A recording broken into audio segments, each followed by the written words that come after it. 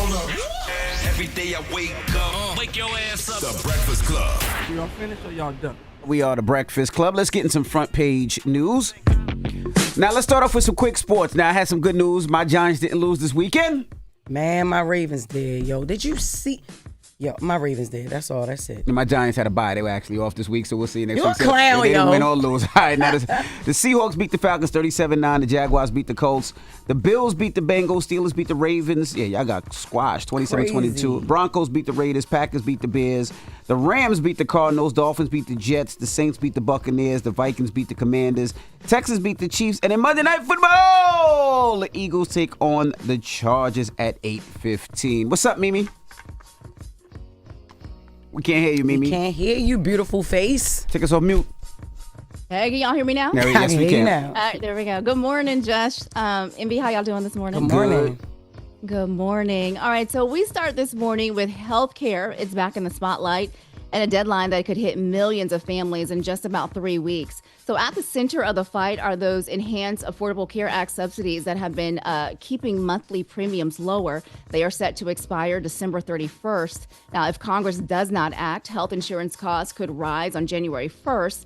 And not just for people on those ACA plans, but for families whose employers or private premiums are tied to those market rates. So in other words, this is going to affect everyone. Democrats are pushing for a clean 3-year extension of those subsidies, warning that families will face steep increases if Congress leaves town without a deal. Republicans, meanwhile, they are deeply divided. Moderates, they want to avoid higher premiums, but conservative members, they argue that these COVID-era enhancements were never meant to be permanent, and others are demanding policy changes, including new abortion restrictions, and Democrats say that is a non-starter. And this is the critical week. The Senate is expected to hold the vote that Democrats were promised during the government shutdown negotiations. Their proposal needs 13 Republicans to reach 60 votes, and right now the support isn't there, and the vote is expected to fail. And as this deadline approaches, Senate Minority Leader Chuck Schumer, he says Democrats, they are united, but argues that Republicans still lack a plan. Let's listen to what he had to say. Now the holiday season's upon us, and this year, instead of wondering whether to buy gifts for their families, people will be agonizing on how to pay for health insurance. More than 20 million Americans will see their health care costs skyrocket. And don't forget this, even families with private insurance are seeing their premiums go up. You want to sum up the Republican plan on health care? Chaos. That's all it is. They don't know what they're doing. They don't care. They change their minds every few minutes, and they can't put together a plan. We are united in lowering people's costs. We are united in seeing that the ACA credits be extended. Donald Trump and Republicans, what are they doing to solve the health care crisis for our veterans and everybody else? Nothing. That's crazy. Yeah. It's crazy sad, and I'll tell you why. There's a lot of people if their kids get sick. This is flu season, right? So this is the highest rate that we've seen in years. And people have to decide if they want to take their kids to the emergency room on the weekend or just wait till Monday, because if they take them to the emergency room, it's like a $500 fee. But if they take them to the doctor or urgent care, in some places they have a $500 deductible. So you might have to wait till Monday or Tuesday, get an appointment, so you don't have to pay that much. But it might be too late. They're sick. Yeah, it might be too late. And you shouldn't have to decide if I'm going to wait to take my kids to the hospital or wait to take myself to the hospital. And you see all the millions and billions of dollars that we send out for everything else, but we can't fix home with healthcare, which sounds crazy. Yes. Didn't you do the math last week on how much those strikes are costing us? Yeah, it was like 1.3 per missile just it was the ones that were going to the actual ships, the drug traffickers allegedly. Those missiles were like 1.3. But I'm just saying, it's like, people shouldn't have to decide if they want to wait or go to the hospital, wait and get health coverage. You know what I mean? You shouldn't have to wait. No, you shouldn't have to choose. Yeah, definitely shouldn't have to choose. And meanwhile, in the House, the situation is even less clear because Speaker Mike Johnson, he is not committed to even holding a vote. So Republicans, they have yet to figure out what that plan is going to look like. So, of course, this leaves, we were just talking about, no legislative plan before this December 31st deadline. So we will continue to watch that. That vote is expected Thursday to see what the Senate will do. And so we will report on that then. And the Supreme Court is taking up another major case, this one over birthright citizenship. The court has agreed to hear arguments on whether President Trump can limit automatic citizenship for babies born in the United States. This is a protection that's been in place for more than 150 years under the 14th Amendment. Now, on his first day in office, Trump, he signed an executive order saying that children born in the U.S. more than 30 days after that order would not receive citizen documents if their parents were here illegally or on a temporary visa. Now, multiple courts, federal courts, they sued to block that policy, ruling that it likely violates the Constitution. Trump appealed, and now the Supreme Court will decide. That decision is expected sometime next year. Yeah, that's another one that's crazy. I mean, if you're born here, right, it's from the beginning of time, beginning of the Constitution, that if you were born here, you are automatically a citizen, correct? Am I wrong? Correct. Since the beginning of time, since the 14th Amendment. Okay. And so now, the Supreme Court will weigh whether a president has the right with an executive order to change a 150-year-old law. So that'll be interesting to see what they will do. Coming up at 7, why K-pop, politics, and a viral toy all ended up in the same conversation. We'll explain in the next hour. All right. Everybody else, get it off your chest. 800-585-1051. If you need to vent, hit us up right now. Maybe your weekend was bad. Maybe you had a great weekend. Whatever it may be. 800-585-1051. Get it off your chest. It's The Breakfast Club. Good morning. Morning, everybody. It's DJ NV, Jess Hilarious, Charlamagne the Guy. We are The Breakfast Club. Let's get in some front page news. Start off with some quick sports. Last night, the Seahawks beat the Falcons, Jaguars beat the Colts, the Bills beat the Bengals, Steelers beat the Ravens, the Broncos beat the Raiders, the Packers beat the Bears, Texans beat the Chiefs, the Rams beat the Cardinals, Dolphins beat the Jets, Saints beat the Buccaneers, the Vikings beat the Commanders. Now, in Monday Night Football, the Eagles take on the Chargers. Salute to Shedeur Sanders, too, man. Shedeur Sanders balled out yesterday. He threw for over 300 yards. I think he's the first rookie to throw for over 300 yards this season. He had 3 passing touchdowns, 1 rushing touchdown. And I don't understand how you can bring a team back, with a score is 31-29, and the coach takes Shedeur out for the 2-point conversion. Makes no sense at all. It makes no sense whatsoever. Well, they lost, obviously. Well, they lost because the coach made a dumbass decision. Was it a good decision? You know what I'm saying? That's one of the reasons they lost. At least give the guy that got you there a chance to win the game. I'm with you. What's up, Mimi? Good morning, NV, Jess, Charlamagne. How y'all doing this morning? Good morning, Peace, girl. Mimi. Good morning. So we start this hour with a story that's been trending all weekend, from Hollywood boardrooms to everyday viewers to the White House. So Netflix has announced a $82 billion deal to buy Warner Brothers, one of the oldest and most powerful studios in the world. Now, if it goes through, it could reshape everything from how we watch movies to TVs to who controls some of the most iconic franchises ever made. So I'm talking Harry Potter, Batman, Superman, Looney Tunes, Game of Thrones, and classics like Casablanca and The Wizard of Oz. Netflix would own all of it. Wow. And for everyday viewers, this could show up in real ways, from what lands in your Netflix queue to what still makes it to theaters. And that's because a single company would suddenly control huge parts of the entertainment pipeline, from production to distribution, giving Netflix major influence over what gets made, where it's released, and how you can watch it.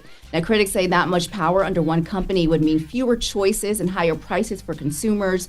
Supporters, though, say it would mean more movies, more shows, and a smoother access to everything in one place. But theater companies, they're also watching, because Netflix says, though, it plans to keep releasing Warner Brothers films on the big screen. But the industry, not everyone is buying it. Some producers, they sent a letter to Congress warning that Netflix has no incentive to support theatrical releases, and that this merger could threaten movie-going experiences as we know it.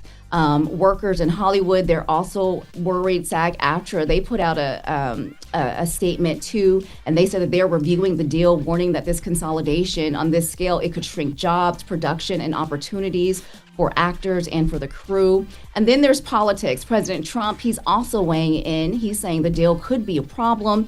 He confirmed that he met with Netflix's co-CEO, Ted Sarandos, at the White House, but says no assurances were given. Let's hear what he had to say about that. Netflix is a great company, and they've done a phenomenal job. They have a very big market share. And when they have Warner Brothers, that share goes up a lot. So I don't know. That's going to be for some economists to tell. And I'll be involved in that decision, too. Did he make any guarantees to you about the merger if they do merge? No, not at all. He came up. He was in the Oval Office last week. I have a lot of respect for him. He's a great person. But he's done one of the greatest jobs in the history of movies and other things. And he's got a lot of interesting things happening aside from what you're talking about. But it is a big market share. There's no question about it. It could be a problem. Trump like, give me, man. Where my piece at? Once I get my tribute, everything good. Okay? That's what this is about. All this money going around, and I ain't getting none. Y'all know what to do. Yeah, with things like this, I never really understand because Netflix grew their brand to where it is. Yeah, they got share, but they didn't buy it. They earned it. Like, they started off as what? It was like a DVD, mailing back and forth. You could rent the DVD and get it back, and they created this platform that's simply amazing. So, I mean, I guess they should be able to buy another company to make their company bigger. I don't see why not. I don't, but... I mean, it's business. It's business, yeah. But don't you think it's too much power for one company to have control over? I mean, they would control everything. Like Warner Brothers is a huge studio with so much in its category. So it would literally be all under Netflix now. And a lot of people are arguing that it will. Man, I don't know, but I know it's going to be $100 a month. It's going to be about $200. Because but in the marketplace, there'll be no back and forth. Like if every company, they can charge you whatever, so there'll be no competition. So it will change a lot of different things is what a lot of people are arguing. So, yeah. Well, if approved, the deal would take 12 to 18 months to close. And if it falls apart, Netflix will owe Warner Brothers nearly a $6 million breakup fee. So there is some incentive to keep this going. So we'll continue to watch what that looks like. It was definitely trending this weekend with almost every company weighing in. And Google, they just dropped its year-end search for 2025. It's a snapshot of the moments that captured America's attention this year. So if you've ever wondered what the country was quietly Googling, what we were quietly Googling here in America. Google is breaking down those searches into categories like sports, TV shows, people, and movies. But the list that most people searched this year, the number one thing was Charlie Kirk. Yes. So his name surged to the top of the list. He was killed in that campus event in Utah. But after that, the list for 2025, it takes a very random turn. So coming in at number 2, the most searched Google trending search was K-pop demons on Netflix. I don't know if your kids watch that, but my son loved to watch that. K-pop demon hunters. Yes. Watch that. That was the number 2 search. Labubu, right? The viral collector tour. Yep. Yeah. That was number 3. Apple's iPhone 17 and the One Big Beautiful Bill. That rounded out the top 5. Now, again, these are the most trending searches, not the most overall searches, meaning they're the stories and moments that sparked like a huge, uniquely questionable, like what is that? A lot of people didn't know. And also another honorable mention is Zoran Mondani. He came in at number 6, number 8, that government shutdown, and number 10, tariffs. So people wanted to search and find out what those were as well. And then when you break it down to like Gen Z, the top search was 6'7", right? 6'7". Sorry. Yeah. And Shador Sanders, speaking of Shador Sanders, he was the most searched athlete for Google this year. What's interesting about that list is when I think about all of the things like tariffs and, Mondani and all the political stuff people were searching, it's because people want information. They really want to know what's going on. Yeah. And that's why I hate when all of these, political pundits act like, people just should know some of these things. No. It's like, no, that's what your job is there for. Absolutely. Your job is to, teach. Moving on. And heads up for holiday shoppers, shipping deadlines are landing earlier this year. So for most standard shipping options, this week is really your safest window to get things delivered by Christmas without breaking the bank. So FedEx, UPS, USPS, they have all moved up their shipping dates for those most affordable services. They're warning customers that a perfect storm, so heavy package volume, winter weather, and ongoing staffing shortages is putting extra pressure on their network. So they are advising to ship this week if you can. You can ship later, but then you're looking at overnight or express delivery, and those costs are 3 to 5 times more than regular shipping.